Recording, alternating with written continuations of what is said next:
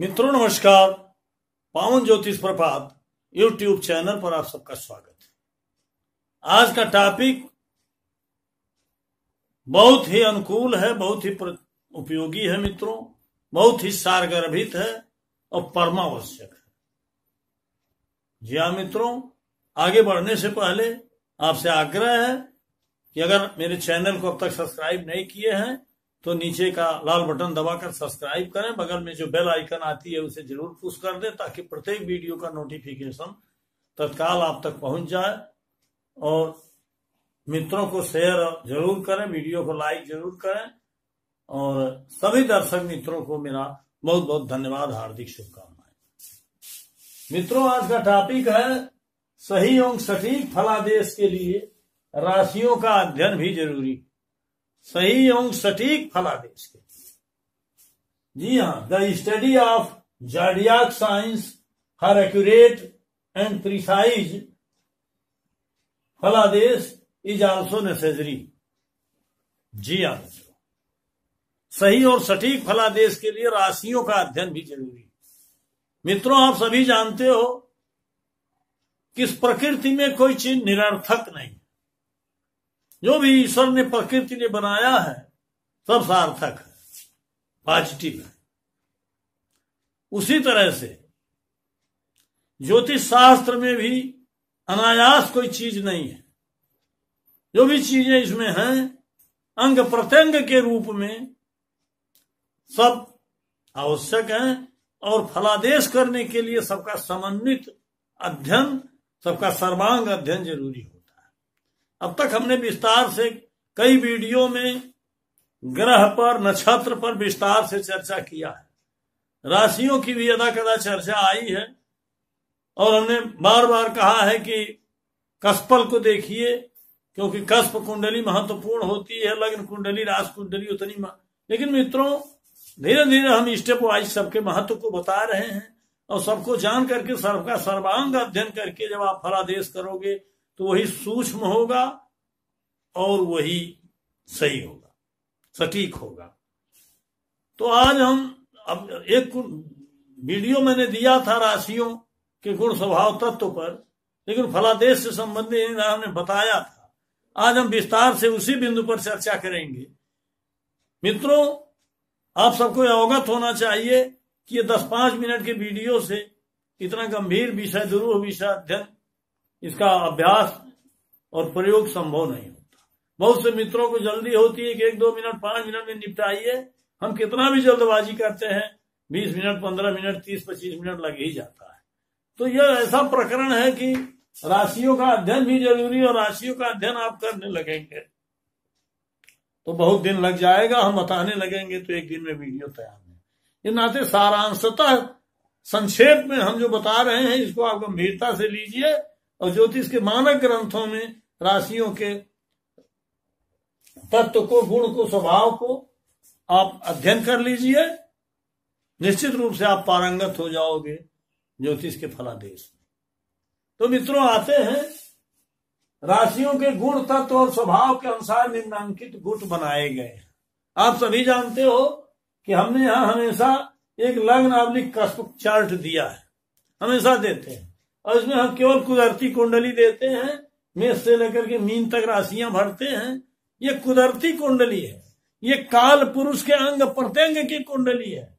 मतलब काल पुरुष का अंग सिर जो है, शरीर जो है, ये लग्न से होता है, द्वितीय मुख से होता है, तृतीय बाजुओं से होता है, चतुर्थ वक्षस्थल से होता है, पंचम दिल से होता है, छठवां पेट से होता है, सातवां मूत्र स्थान से होता है, 8वां उत्सर्जन स्थान से होता है, 9वां कमर पेड़ू होता है, 10वां ये होता है, घुटना होता है, 11वां ये नीचे वाला घुटने नीचे वाला, 12वां जो है पैर होता है। तो इस तरह से अगर किसी राशि की कल्पना कहीं की गई है, किसी अंग की कल्पना की गई है, राशि के गुण तत्व सबको आप जान लोगे तभी ग्रहों का सही फल आपको मिल पाएगा। अब सारांश में, संक्षेप में हम धीरे धीरे अध्ययन करेंगे। मैंने आवश्यकता अनुसार नोटिंग भी दिया है, आप किताबों से भी पढ़ें, अध्ययन कर लें। थोड़ा सा समझाने का प्रयास हम कर रहे हैं, आप समझ जाओगे। क्योंकि टीचर जब भी क्लास में पढ़ाते हैं या समझाते हैं तो जो विद्यार्थी होशियार और चालाक होते हैं उसको ज्यादा रूप में समझ लेते हैं। आप लोग बहुत दिनों से मैं वीडियो दे रहा हूं, मेरे जो है इस विधा से असंतुष्ट भी हो ऐसा मुझे सूचना है। तो ये 3 ग्रुप में गुण तत्व स्वभाव के अनुसार निम्नांकित गुट में बनाएंगे। पहला था गुण, दूसरा तत्व, तीसरा स्वभाव।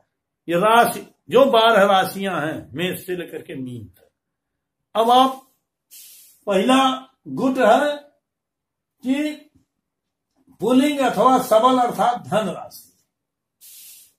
राशियों में पुल्लिंग राशियां होती हैं। आप सभी जानते हो कि जो विषम संख्या राशियों की है 1, 3, 5, 7, 9, 11 ये पुल्लिंग कहलाती है। और तो जो सम संख्या है 2, 4, 6, 8, 10, 12 ये सम कहलाती है, स्त्रीलिंग कहलाती है। तो मित्रों पुल्लिंग अथवा सबल अर्थात धन, धन के चिन्ह से देखिए देखा राशि में 1, 3, 5, 7, 9, 11 अर्थात मेष, मिथुन, सिंह, तुला, धन और कुंभ ये राशियां पुल्लिंग है, सबल कहलाती है। जी हाँ मित्रों, मेष का मालिक मंगल है, जो मंगल के गुणों से वो मंगल का जो गुण है, मंगल का गुण मेष में है। सिंह में देखिए मिथुन में बुध का गुण है, सिंह में सूर्य का गुण है और तुला में शुक्र का गुण है, धनु में बृहस्पति का गुण है, कुंभ में शनि का गुण है। इस तरह से गुण के आधार पर इनका गुण है, इसको पढ़िए। दूसरा चीज जो ऋण राशियां हैं, अल्पबली राशियां हैं, ये स्त्रीलिंग है, मतलब वृष, कर्क, कन्या, वृश्चिक, मकर और मीन अर्थात 2, 4, 6, 8, 10 और 12 अंक से प्रदर्शित राशियां ये स्त्रीलिंग राशियां हैं। ऋण इनको कहते हैं। चूंकि ये स्त्रीलिंग राशियां 1, 2, 4, 6, 8, 10, 12 ये पुल्लिंग राशियों के व्यय स्थान में बैठी हैं, ये विरोधी गुण होता है, इस नाते अल्पबली होती है और पुरुष राशियां सबल होती है। ये कहने का मतलब है इसमें भी वही ग्रह है, शुक्र है, चंद्रमा है, बुध है, मंगल है और यहां देखिए शनिश्चर है, बृहस्पति है। तो इस तरह से इसमें भी ग्रह हैं।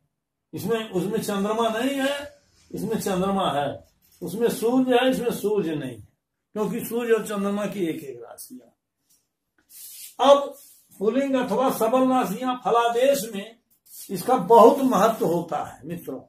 अगर जैसे पंचम का सबलाड जो है पुल्लिंग राशि में बैठा है तो पहली संतान पुत्र होगी, फिर दूसरी संतान 7वें से देखी जाती है तो दूसरी में अगर स्त्री राशि में वो बैठा है तो कन्या होगी। इस तरह से राशि का ये महत्व है मित्रों। ग्रह जो है उपनक्षत्र स्वामी या सबलाड पुरुष राशि में बैठा है कि स्त्री राशि में बैठा है, और भी सम विषम तमाम चीजें देखी जाती हैं, उसका अध्ययन आप कर लीजिएगा। उदाहरण के लिए मैंने दिया है।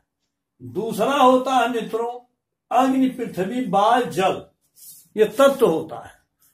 राशियों का तत्व है अग्नि तत्व, पृथ्वी तत्व, वायु तत्व और जल तत्व। अग्नि तत्व में देखिए 1, 5, 9 राशि आती है, मतलब मेष, सिंह है और धन, ये अग्नि तत्व की राशियां हैं। मेष तत्व, मेष का मालिक मंगल है, मंगल में तप्त होता है, दाहक होती है इसकी गर्मी। अग्नि माने अग्नि तत्व माने जिसमें गर्मी हो, अग्नि हो, तो मंगल का तत्व दाहक होता है, वो मेष राशि में होता है। लेकिन सिंह में भी गर्मी होती है, लेकिन वो गर्मी उष्मा होती है, ऊर्जा होती है, और ये जीवनदायक गर्मी होती है, जीवनदायिनी होती है, जीवन रक्षक होती है। तो सिंह से इन चीजों का होता है। और धन में भी गर्मी होती है, अग्नि होती है, अग्नि तत्व है, लेकिन ये गर्मी शिक्षा के प्रति, ईश्वर के प्रति और ज्ञान के प्रति इसमें ऊर्जा होती है, ये थोड़ा लावण्य होती है, स्निग्ध होती है, इस तरह से गर्मी होती है। इस तरह से मेष, सिंह और धन, मेष का मालिक मंगल, सिंह का मालिक सूर्य और धन का मालिक बृहस्पति है।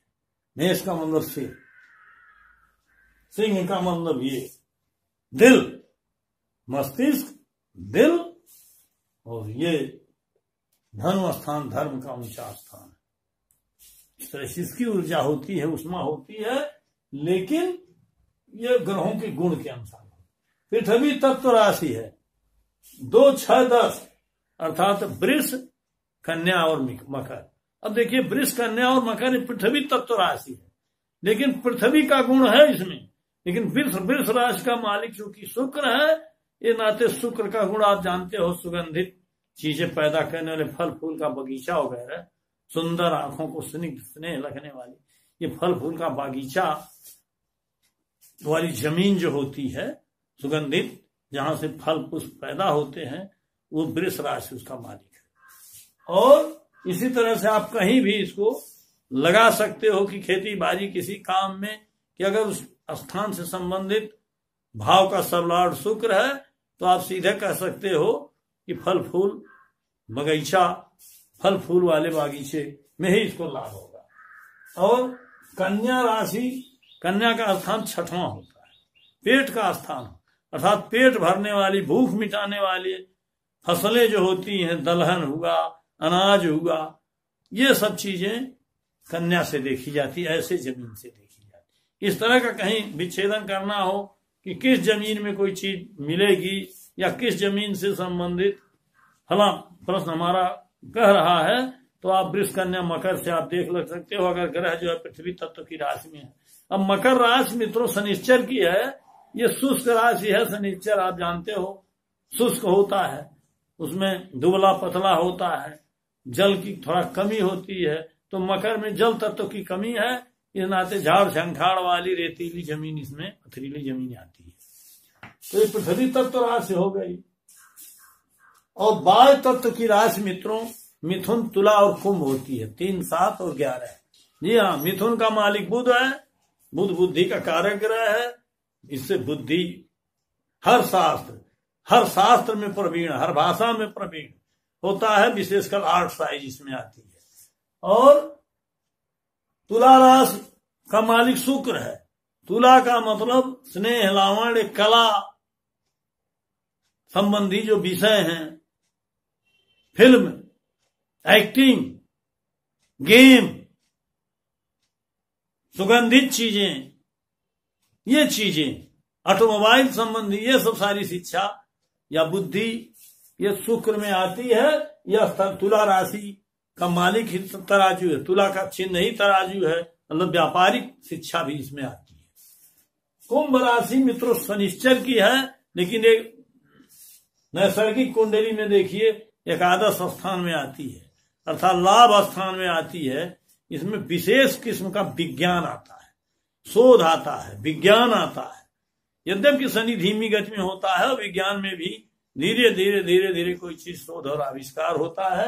तो कुंभ राशि में विज्ञान पक्ष आता है, जो आज वर्तमान का मुख्य पक्ष है और जो आज बहुत प्रभावी है। लाभ स्थान में कुंभ राशि होती है। तो इस तरह से मित्रों अग्नि, पृथ्वी, वायु, जल, ये तत्व की राशियां हैं। अब जल तत्व में कर्क, वृश्चिक और मीन आती है, 4, 8 और 12। लेकिन जल भी 3 प्रकार का है। कर्क जो है वह जल है, जिसका आकार तो कर्क का केकड़े का है। कर्क वह जल है जो हमारे घर का है, पानी वाला, पीने वाला पानी है। हमारे घर के अगल बगल नल का, कुआं का, ये सब पानी जो पीने वाला पानी है, शुद्ध जल, पेयजल, ये कर्क में आता है। और वृश्चिक राशि वह राशि है जो निःसृत जल, जो गटर का पानी है, नदी नाले का पानी है, गंदा पानी है, जो उत्सर्जित होता है, हम उत्सर्जित कर देते हैं, फेंक देते हैं। ये वृश्चिक राशि उसका प्रतीक है। वृश्चिक माने होता है बिच्छू, बिच्छू में जार होता है, जहरीला पानी। और मीन राशि में 2 मछलियां होती हैं, इसका मतलब ये सागर से संबंधित है।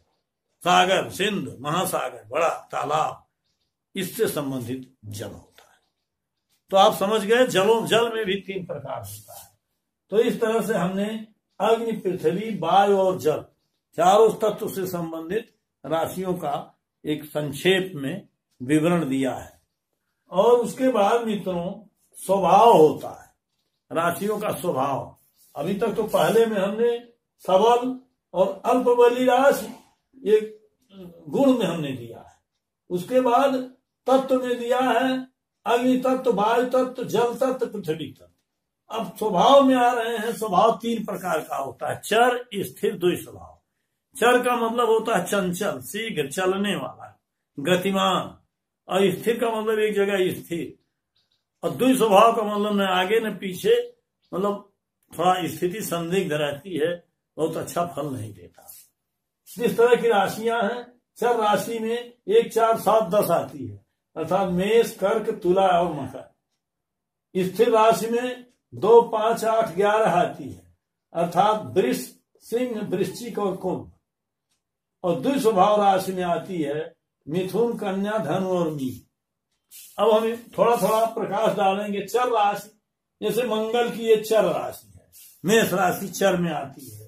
चंद्रमा की कर्क राशि चर में आती है। चंद्रमा आप जानते हो सबसे ज्यादा गतिमान ग्रह है। और तुला राशि आती है शुक्र की, और मकर की शनिश्चर की मकर राशि आती है। ये चर राशियां हैं। अब कोई प्रश्न करते 4 पहिया वाहन होगा कि नहीं होगा, तो अगर चतुर्थ का सब लॉर्ड चर राशि में बैठा है तो आपका प्रश्न अन्य फैक्टर के साथ अगर चर राशि में है तो आप सीधे कह सकते हो 4 पहिया वाहन का योग है। अगर स्थिर राशि में है तो कह दीजिए अभी विलंब, अभी कोई योग नहीं बना। द्वि स्वभाव राशि में है तो आप सीधे कह सकते हो कि 2 पहिया वाहन का योग बन रहा है, 4 पहिया का नहीं। अब इसी तरह से 1, 4, 7, 10 ये मंगल, चंद्रमा, शुक्र और शनिश्चर के गुणों से परिपूर्ण राशियां हैं। अब आते हैं स्थिर राशि में। स्थिर राशि में वृष आती है। वृष को माने बैल होता है। सिंह को आप जानते हो शेर होता है। वृश्चिक को आप जानते हो बिच्छी होती है। कुंभ को आप जानते हो कुंभ घटा, कुंभ को लेकर के एक औरत है, चिन्ह। तो ये वृष, सिंह, स्थिर हमने बताया है कि कैसे स्थिर और चर की परिभाषा आप जान सकते हो। कोई कार्य अगर हमारा होना है और अब मान लीजिए विवाह होने की बात आई, विवाह सप्तम स्थान से देखा जाता है, तो सप्तम स्थान का सब लॉर्ड अगर चर राशि में है, प्रश्न कुंडली है, तो कह दीजिए शीघ्र विवाह होगा। स्थिर राशि में है तो कह दीजिए बहुत थोड़ा विलंब लगेगा, देर में लगेगा।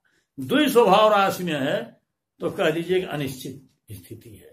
अच्छा भी फल हो सकता है, बुरा भी हो भी सकती है, शादी नहीं है, निगेटिविटी ज्यादा रहती है। अब मित्रों इन चर राशियों में अगर ग्रह भी चर राशि का है तो बहुत बाल्यकाल में अच्छी अवस्था में, लेकिन ग्रह अगर स्थिर राशि का है, विलंब शीघ्र गति नहीं है, मंद गति है, जैसे शनिश्चर और बृहस्पति, तो आप कह सकते हो, या राहु केतु है तो आप कह सकते हो कि राशि तो चर है लेकिन ग्रह जो है मंद गति है, इस नाते विलंब तो होना है, लेकिन उसके बाद भी अधिकतम विलंब नहीं होगा। औसत दर्जे के समय में आप इस तरह से एक अनुमान अपना लगा सकते हो। ग्रहों की दशा अंतर दशा प्रत्यंतर निकाल के उसी आधार पर आप निर्णय ले सकते हो। रूलिंग प्लेनेट में अगर आप देख रहे हो कि हमारा कार्य जो है जल्दी होगा, विलंब से होगा, अगर उसमें चर राशि में बैठे हुए ग्रह सब आए हुए हैं तो कार्य शीघ्र होगा। स्थिर में बैठे हुए ग्रह अगर आए हैं ज्यादा अधिकतम तो कह दीजिए कार्य जो है विलंब से होगा। और द्वि स्वभाव राशि में बैठे हुए ग्रह अगर आए हैं तो निश्चित रूप से वो कार्य जो है सफल होने की संभावना कम है। तो इस तरह से स्थिर राशियां वृष, सिंह, वृश्चिक और कुंभ हो गई। और द्वि स्वभाव राशि मित्रों 3, 6, 9 और 12 है। मतलब मिथुन, कन्या, 9 माने धन और मीन, मतलब बुध और बृहस्पति। अब आप देख लीजिए बुध को हमेशा कहा गया द्वित्व स्वभाव। द्वित्व स्वभाव क्यों कहा गया? माने इसका बचकानापन, बालकपन है, अनिर्णय होता है, और कोई कार्य घटना बुध के माध्यम से होगी तो 2 बार में होगी, 1 बार में सफल नहीं होगी, क्योंकि द्वित्व होता है। अगर नौकरी स्थान में बुध आ गया है तो जान लीजिए नौकरी और रोजगार दोनों देगा। अगर सप्तम स्थान में आ गया तो इसका मतलब 2 शादी होगी। इस तरह से आप एक अपने अंदर कॉन्सेप्ट बना करके फलादेश कर सकते। 9, 12 भी मित्रों बृहस्पति की राशि है। ये राशियां भी द्वि स्वभाव होती हैं। इस नाते आप जान लीजिए धनु और मीन में जब सूर्य रहता है तो कहते हैं खरमास हो गया, मतलब ये दुई स्वभाव राशियां हैं। तो खरमास इसमें इसका एक फैक्टर यह भी है, धनु और मीन को शुभ काम के लिए, लग्न के लिए, अच्छे काम के लिए शुभ नहीं माना। अब विस्तार से अध्ययन आप करिएगा। अब मान लीजिए मित्रों, हमने तो प्रकाश डाला गुण तत्व और स्वभाव पर। अब कुछ प्रश्न, जैसे मान लीजिए किसी ने प्रश्न कर दिया, आप उदाहरण के लिए, जैसे किसी ने प्रश्न कर दिया कि अंगूठी खो गई। अब आप प्रश्न कुंडली बना के देखिए, द्वितीय स्थान जेवर का होता है, गहने का। अब द्वितीय स्थान का सब लॉर्ड कहाँ है? मान लीजिए द्वितीय स्थान का सब लॉर्ड तीसरे में है और तीसरे में वृश्चिक राशि है, फर्ज करिए। तो तीसरे में अगर वृश्चिक राशि है तो इसका मतलब ये कहा जाएगा कि चतुर्थ स्थान आपका आवास और घर होता है, चतुर्थ के बगल में तीसरा होता है, मतलब घर के बगल में वृश्चिक राशि का मतलब होता है गटर या नाली। गटर या नाली में आपकी अंगूठी मिलेगी। इस तरह से आप अगर सही रूप से फलादेश करते हो और बराबर अभ्यास करते हो तो सही रूप से मिलेगा। ऐसा मैंने करके देखा है, मेरा स्वयं का गिर गया था, अंगूठी मिली। अब दूसरा सवाल है, जैसे वाहन योग है, अगर चतुर्थ का सब लॉर्ड और फैक्टर है शुक्र का होना, चर राशि में है तो 4 पहिया वाला वाहन, द्वि स्वभाव राशि में है तो 2 पहिया वाला वाहन, और स्थिर राशि में है तो फर्नीचर और निश्चित का सुख उसको ज्यादा मिलेगा। आप इस तरह से अर्थ लगा लीजिए। नौकरी के प्रश्न में, नौकरी मान लीजिए छठे स्थान का उपनक्षत्र स्वामी, छठे स्थान से नौकरी देखा जाता है, जल तत्व की राशि में है तो जल संबंधी नौकरी मिलेगी जल विभाग में। लेकिन जल तत्व में भी कर्क राशि अगर है तो कर्क राशि में पेयजल योजना, जल निगम, जल संस्थान में नौकरी मिलेगी, पानी पीने वाला पानी।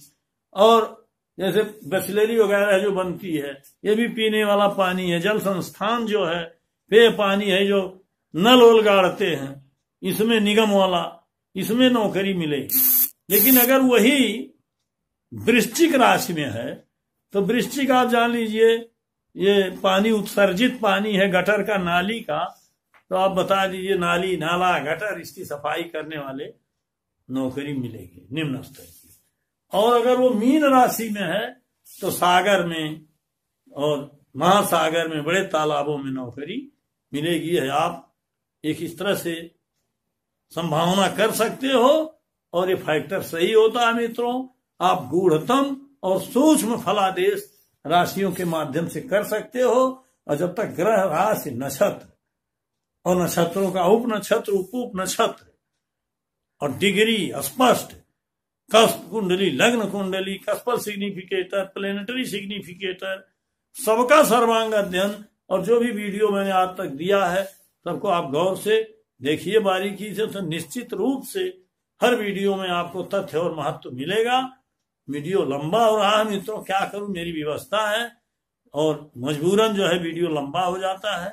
अतः आज का टॉपिक आज हम यही बंद करते हैं। पुनः फिर मिलेंगे अगले 2, 3, 4 दिनों में नए टॉपिक के साथ। तब तक के लिए आप सबको बहुत बहुत धन्यवाद, हार्दिक शुभकामनाएं। फिर मिलेंगे।